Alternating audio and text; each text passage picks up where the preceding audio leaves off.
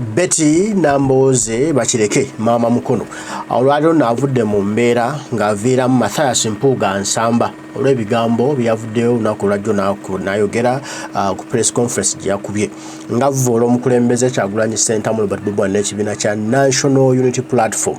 bimutabudde obwongo ne yeebuuza nti naye Mathias Mpuuga okolera ani bulijjo tubadde twasirika twakuwa benefit of doubt era nga tusuubira nno ebintu bigenda kuggwa mu mirembe naye olutalo lwe twandibadde tulwana olwaleero olw'okuggyako nakyemalira ate gwe oli mu kutudivert ng'otujja kumulamu omukulu okuggyako nakyemalira otutwala mu bintu ebyokwesojjasojja kalogo kalenzi nti ensonga yali yakuadressinga ensimbi ezo zaali zaaki era ozizzeeyo ate olekulire ovudde ku mulamu omukulu ogwakusabibwa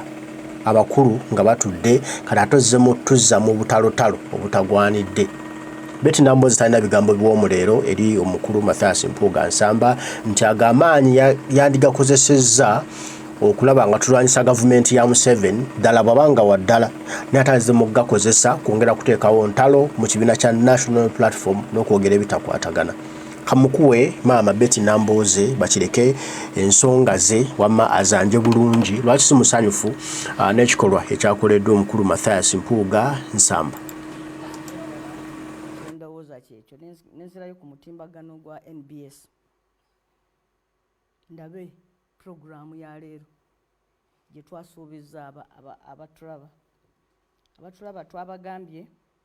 nti omulamwa gwa leero guli biki ebikusike mu nkyukakyuka President Museveni ze yakoze era ne tubasuubiza nti tujja kutandika okwogera ku nsonga eyo ku ssaawa 4 zennyini.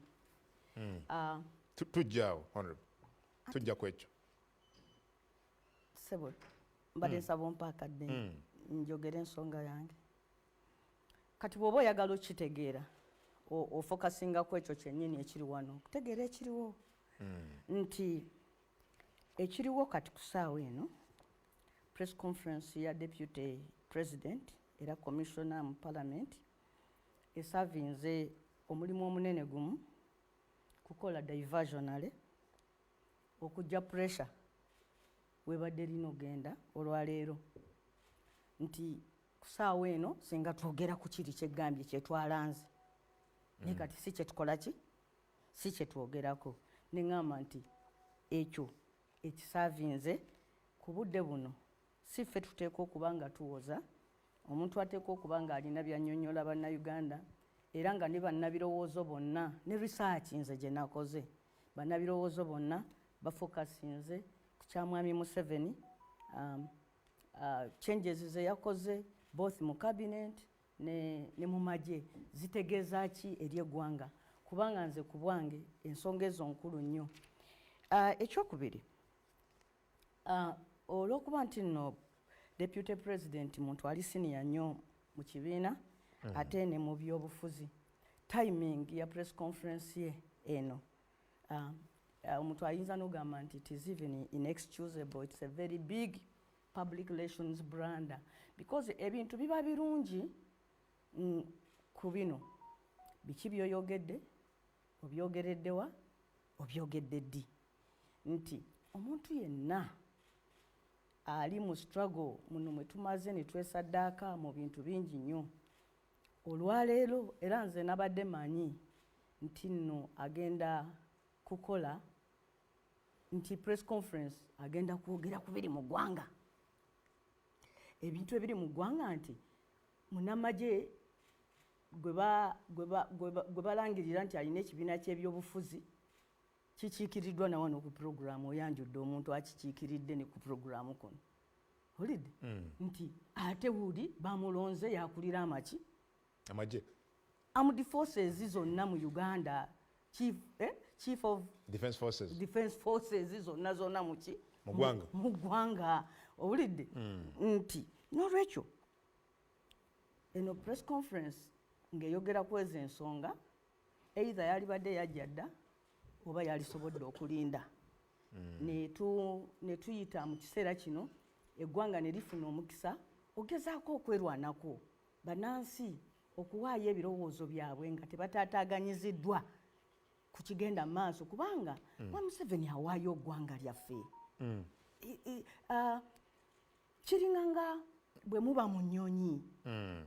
oba mu lyato nga muli mu nnyonyi mu bbanga kakati mu nnyonyi omwo mulimu captain mulimu abamuyambako mulimu ono akulira eno cabin crew naffe ba passengers tutudde omwo kakati oba muli mu lyato omuyaga gujja mwena mu lyato mufunye warning signals nti banange mumanyi there is a storm approaching, but it so happens nti ate mu kyenyi mu lyato oba mu nnyonyi mwabaddemu kubanga ennyonyi buli we taking off wabeerawo bonna ono pilot anani ne abakozi abo wabeerawo abakulira kati abakozi abo abakulira some before omuyaga nga tegunatandika yabadde yalangirire nti banange no akulira kabini kulu tukujjeeyo lekera ogaba emmere kakati tuula era abadde deputy waawaawo kakati yaba taking over yaba serving abantu awo emmere kakati ate mwe muli ku muyaga onaga nyonyi njigula omanyi bambeera mubanga omuntu n'agenda ku luggi luli n'agamba ndugula muno mwetaaga okubaamu ebikyusibwa muno surely nga muli mu nnyonyi because in a sinking boat definitely there is no winner in a sinking boat mu lyato eribbira temubaamu muki temubaamu muwanguzi n'olwekyo ku nsonga eyo nange ngenda kwegoppa bigambo bya mwami Mpuuga yennyini agambye bw'ati nga amalirizaawo kyannaku nnyo okulaba nti mu kiseera kyennyini mwami Museveni walangiridde obwakabaka bwe ate abantu abakulu mu kibiina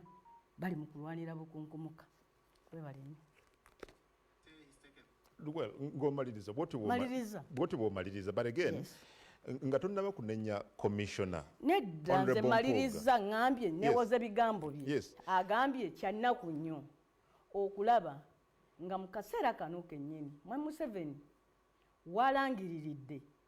obwakabaka bwe abantu abakulu mu kibiina kyaffe bali mu kulwanira bukunkumuka ngambye kanneewole ebigambo bye they are the best word leero bye bigambo eby'enkizo yes ogabadde omusobera okwogera ku nsonga zino ngambye nawulidde press conference nabadde nze nno nabadde ndowooza nti agenda kukola ki because more or less eno ensonga eno egenda maaso bannayuganda babadde bagiresolvinze and I think it is resolvable esoboka okuggwa naye tuli mu mankatabu waliwo omuwandiisi omu yawandiika ku amankatabu ga joint action problem the dilemma of the joint action problem nti yawandiika n'agamba political scientist oyo nti kyewuunyisa nnyo abantu bonna okumala nga bamaze okukkaanya nti nno kino nno kyekizibu ekitulya ffenna like oba gwe oli sayidi ki oba Kasola ali sayidi ki oba ono ali sayidi ki oba nze ndi sayidi ki oba Lwomusana ali sayidi ki olwaleero bw'olwala kidini mu Uganda mulimu dialysis machine emu ekiruddu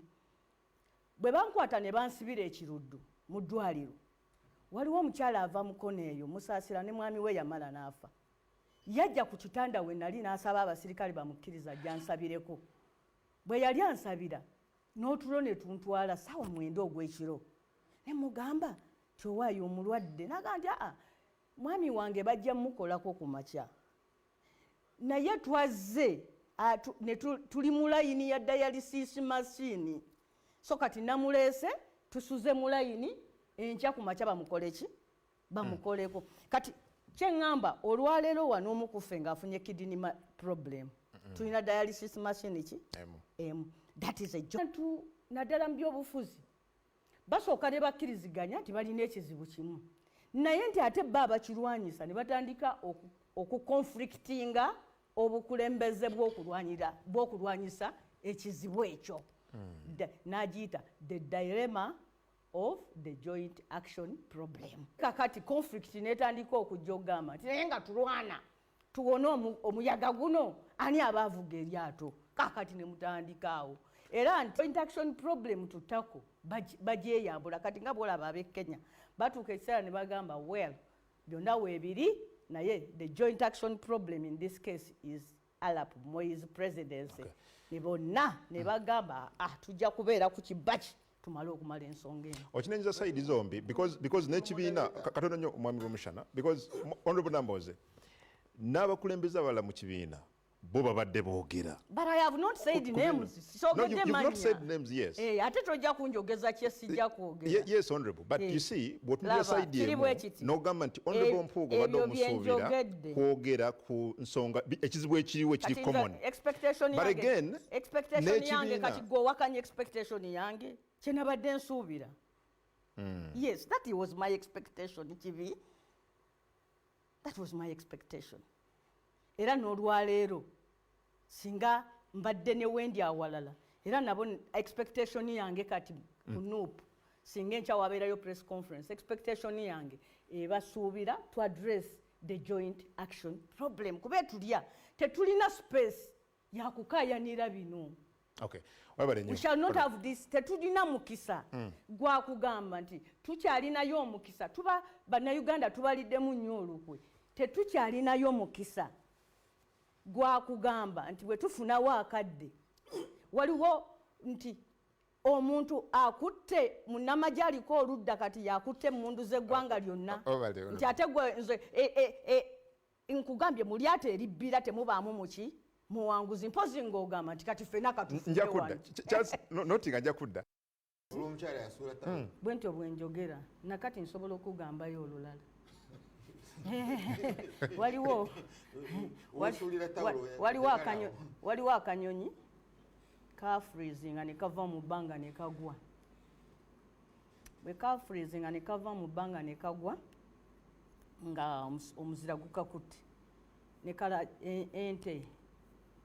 yali esuubirwa ye mukwano gwa kanyonyi because they are all animals. Kati ente ne kasuulako obusa kati akanyonyi kagamba ate kati gwe ente mukwano gwange ate mu buzibu bwe ndi onsuddeko busa. Naye akanyonyi ako kagenda okufiiringa mu busa kuba obusa bw'ente nga buliwo omwo engeri gye bwali buva mu lubuto. Kakati ne kabuguma ne kaddamu amaanyi kati ne katandika okuyimba ennyimba ez'okwewaana eriimu. Kakati kapa nejja netandika otakula obusange kawulidde netakula obusa nekajjayo naye omanyi kapa yali tekajjayo ekate kagende yali ekajjayo kalya. Oluusi tugwa mu bizibu abantu abajja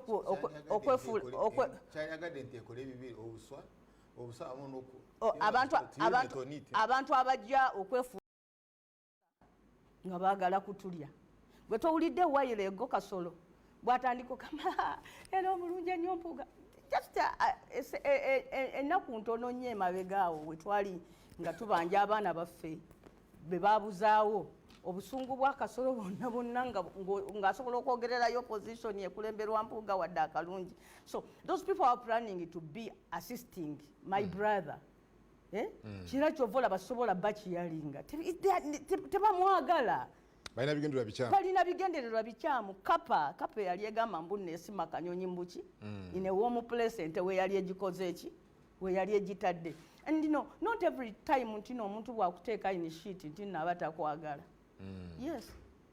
Okay. Not everyone who tries to get you out of shit is your friend. Nolo kati ndugeze. Gandi analyze it. Kakati njagala kwogera na bino. Nelson Mandela ekimu ku byateekesa abantu speed abakabulu speed omusiba ye speed kwe yali agendera ebweru. Nelson Mandela kasita yagamba nti kino ekiseera kyakuwakanya apartheid nge South Africa gyakyala era n'okumukwata yali agenzeyokko ngera yali agenzeyokko nnaku ntono afulume bw'oba ng'osoma ebintu bya Nelson Mandela yatambula ensi eno speed paka abazungu we bagamba bannange omusajja atumobilizinga across the world ne bamukwata ne bamusiba munda emyaka 27. Emyaka 27 gye yamala mu kkomera ekintu ekyatunda revolution yali firimu documentary gye baamuzannyako ye ne mukazi we. Namwe mubaba amazima bakulu bananga abali wano mukulu Gashumba offe okutegeera revolution ya Mandela twalaba documentary ye ne Winnie Mandela owulidde okwo ogatteko n'abayimbi owulidde waliwo omuyimbi omu yatuuka n'okutya okuyimba ekigambo Mandela n'ayimba I miss you Madero where are you n'ayimba Madero ekifo kyaki kya Mandela n'olwekyo nze omuntu okugamba nti omukulembeze lwaki agenda ebweru oba lwaki bwakomawo tatubuulira lumu Kiza Besigye Babeti Kamya bamuteeka ku bunkenke twagala otubuulire abatuwa ku ssente eziyimirizaawo kampeyini zaffe eziyimirizaawo FDC olina obatubuulira twagala otubuulire ne bwogenda ebweru eyo obanga ogenzewa by the way Besigye agenda nnyo ebweru Besigye enjawulo ye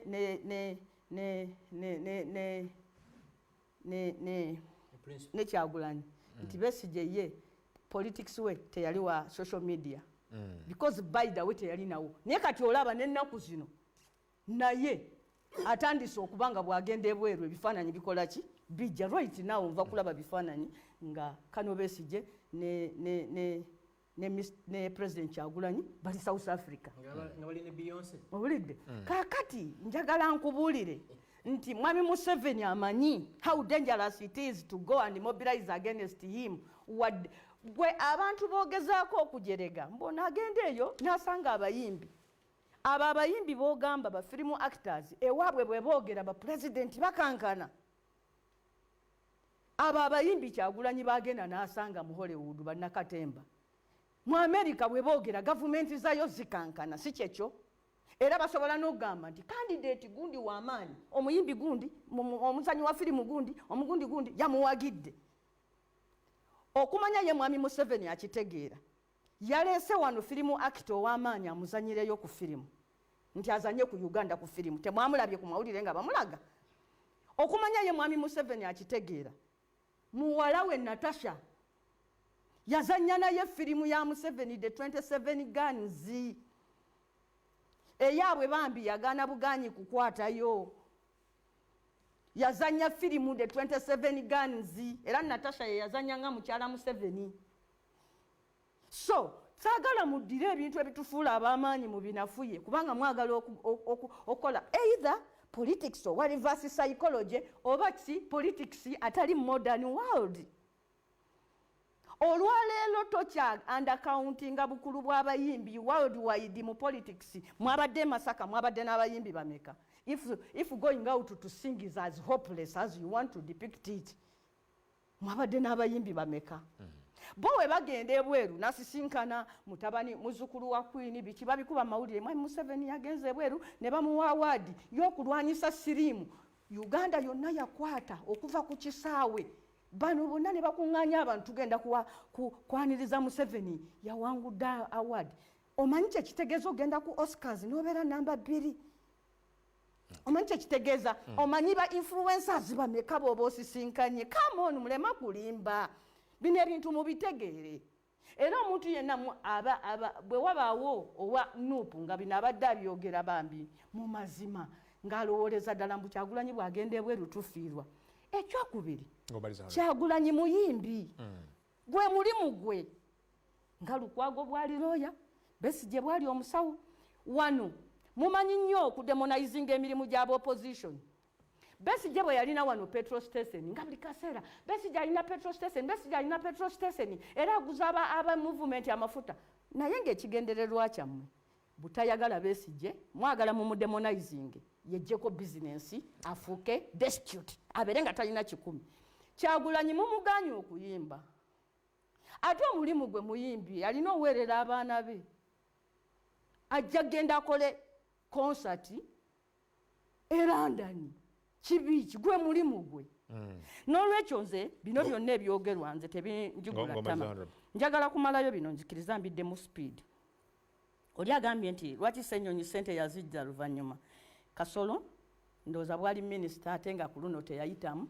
ennaku gye tuyitamu tagimanyi mwami Kasolo ennaku zino bwe tuba tugenda ebweru tukwata ssente zaffe oba ne tuzeewola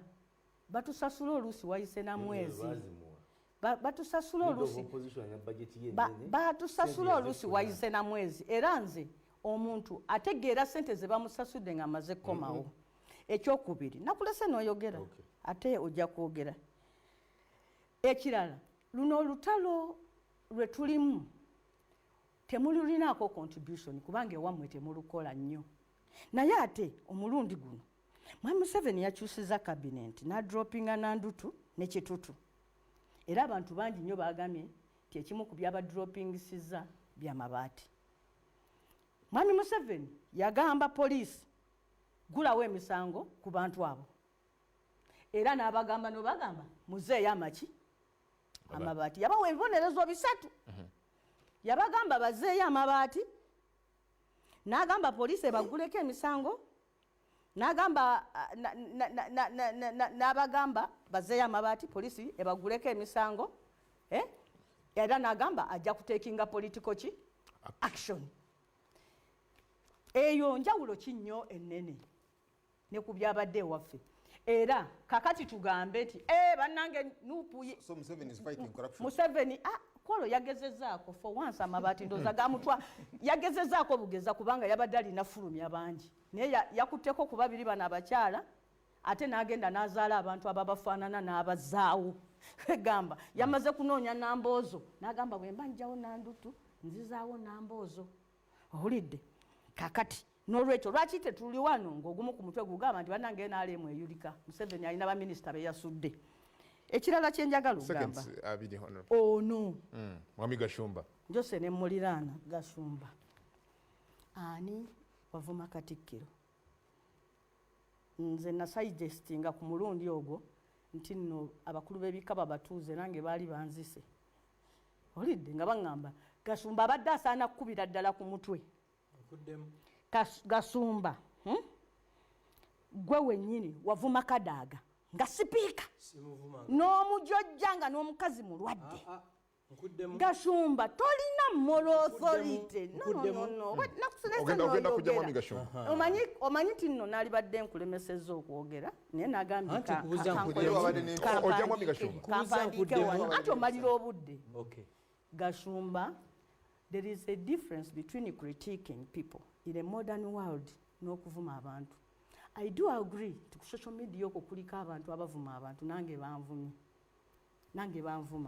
nekino ekintu it is not a monopoly of NUP. Ekintu kino waliwo a very very big problem mu Uganda. Najja wano nenkola program n'oyo nambuuza in my capacity as a shadow minister for internal affairs ku butemu obumu obwali bubadde mu ggwanga naye reaction edda mu nze bye nayogeranga shadow minister yali yakunvuma ebigambo bingi nnyo saddamu lwaki. When you decide to become a leader, one thing you should have is a hard skin. People will talk about you. Abantu bajja kukwogerako wano mu Buganda waliwo ne kalicha nti omulangira talya bwami. Omulangira talya buki? Bwami. Kitegeeza kyekyo. Nti nno omulangira munyango. Omukwatako gumukola ki? Gumwokya. Obwami ne babulekera ffe abakopi tugambwako. Ondo muzindalo gumpe. N'olwekyo Ssebo njagala kwogera ebigambo bino nga mmaliriza. Nti reverse psychology ekoleddwa ku Nup terina wesana kusuula. Bino ebintu ebiri mu Nup as much as they are regrettable si nkomerero. Era nze kyempulidde nga mwannyinaze ayogera ng'agamba nkyali mu Nup. To me that is positive. Mwannyinaze kyemugamba kimu tosobola kugamba nti ngono bw'abadde amukwotinga sinabiwuliriza byonna kansuubire nti ono byayogedde bituufu nti abanupu n'okutegeera tebategeera kati nga bategeerayo kimu kyokka ekyokumulonda ku bwaloopu bwe baba tebategeera then ndowooza byonna bye baali bakoze bibi naye bwe kibanga kyali kituufu omulonda ku bwaloopu ate ffenna tukkiriza yali loopu mulungi then Nup is not as hopeless. Ssebo kiri Kasolo ava kubika bw'oba oyagala okuwulira wulira ava kubika PLU because the strategy now is to put the system in his cabinet. Kwata aba PLU bateeke mu cabinet kati bagende bayo n'awaayo omwana we gwalina omu agenda akulira amagye era nga olaba Katonda bwe yawaayo owuwe kyova olaba tuli mu biseera bya Easter tugenda kumujjukira kubanga yamusindika buli amwagala aleme okubula naye ayitire mwoyo ogende wa Katonda afune obulamu obutaggwaayo naye no gye yamutuma byali bwe bityo kati nolaba byali bwe bityo ku mwana wa Katonda kuba ffe ab'abantu kiyitirira si ye yekka naye agezezzaako okutuma omwana we omu yekka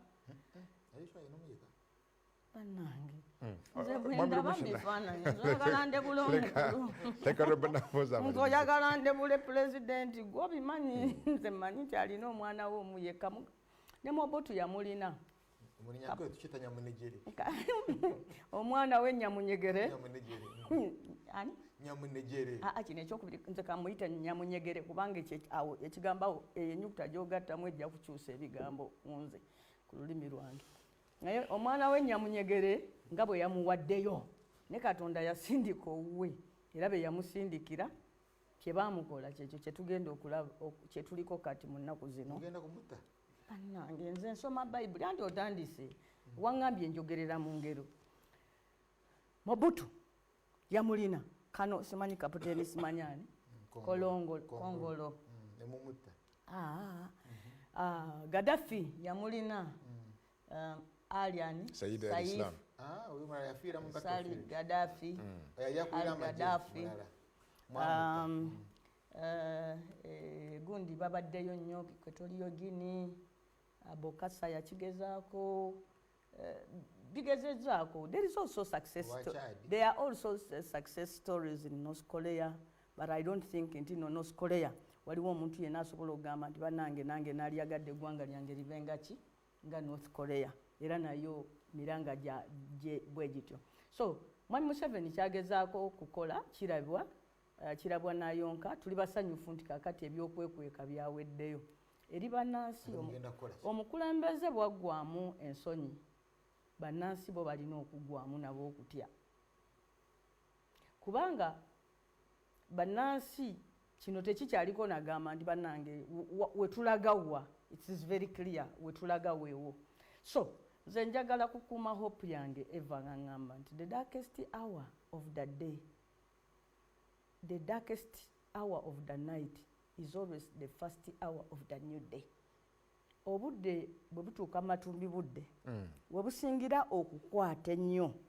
ne butandika n'okwefumbeera bwe buti nga bulinganga enkuba egenda otonnya kiba kitegeeza mwattu nti ate bukya. Kyovula abazungu bagamba that it's a message of hope that the darkest hour of the night is always the first hour of the new day. Obudde bukasita obulaba nga bwekulumulula nga mwasuze bweru nga mwasuze mwafiiriddwa kasita olaba n'enkuba nebanga ejja Abaganda bakiyita kinywambogo kiba kitegeeza nti buba bukola ki buba bukya. So olaba nti nno opposition ebiina bingi biri mu disare nekisigaddewo ekimu ekiholdinze hope babo bagamba bwe tubala tulina abalonda ba delegate bali bwe bati n'olwekyo ono gwe tukutteko ffe bakapa gwe tusimye mu busa agenda kuyita mwono nono balonde ba delegate abawera baje bagobe Kyagulanyi. You know, we all know this. Kubanga kalina abiri ogenda okasuka ejjinyanga nako kalikola ki nako kakulaba. So we have gone to a dividing moment ng'eggwanga tuli mu defining moment. Okay. How abantu ba mirundi ebiri gye bana receiving bino abantu ba bulijjo we are supposed to be care of PLU Pirao, and the Pirao is going to be real Pirao. No, it's about money as a strategy. Money no bukambo buyitiridde ne propaganda. Three strategies at that front. Violence characterized by causing fear in the masses, high level propaganda ndebyo bagamba mwavuma kabaka mujoga chachi nze Betty Nambooze ne bwe wali weetagisa okuwaayo obulamu bwange nti n'omuntu nangamba nti bw'otakola kino obulamu tubutwala ne mugamba butwale ku kyakabaka wange. I did. I did. Nze Betty Nambooze mu Catholic Church ne bwe kuba kukaaba nkaaba. Already, so don't intimidate us. Nupu, ekola chino gwe wano mwe nanga mwefuukidde kabaka nga ono tanalaba piraawo ffe wano ku nsonga z'ettaka yensi yonna mwe bakasolo mmwe nga n'okugjayo bwoti nga n'okugjayo bwoti omutwe nga tonalaba ngambye nti sigwa mulese ngambye mbudde obwo wali tonalaba piraawo you are the only one wano ku byettaka gwe nsobola osayitinga nti wali n'emmengo owulidde naye oba yachogama nalebesa ettaffaali. In fact, let me leave that. So manyi propaganda nga bwe tugambye propaganda yajja kubaawo mungi nnyo. Owulidde kaakati bassebo ne neda nalimesa then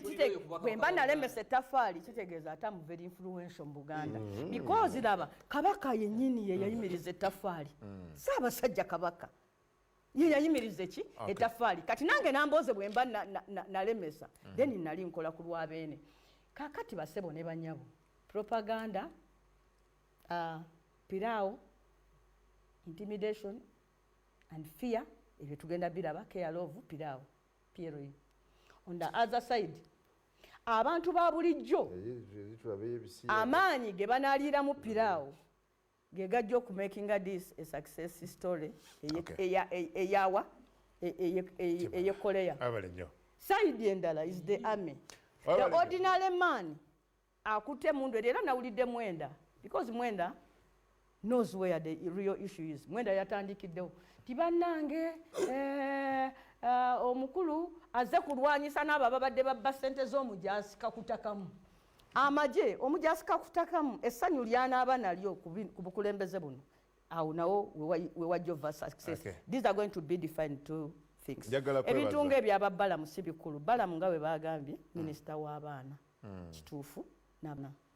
n'abavubuka be abali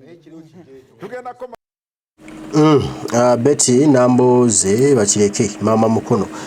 bw'ati ensonga bwazitembeese ez'omukulu Mathias Mpuuga Nsamba n'eggwanga Uganda okutwaliza awamu. Mukulu Mathias yakoze blanda nene yatomedde abamuwadde amagezi bamuwabizza era kati gyali ali mu kuwenyera kubanga kino kyamukubye wala nnyo ate yayongedde okwekuba omusumaali yeekonye enninga mu bwongo yamwongedde okumusuulira ddala eri wansi era Betty Nambooze agamba nti yakoze kibi kyaba tekigwanidde akuba kati gyali ate takyasobola kuwaddawaddako n'akamu. Kale byebyo mbaagala nnyo mwenna abaliko mwe bali kubaako Omukama Katonda nsaba bankuumire tujja kuba tuddamu tugambe ebigambo wanawakkiriza ddala Namugereka bataayi mweraba.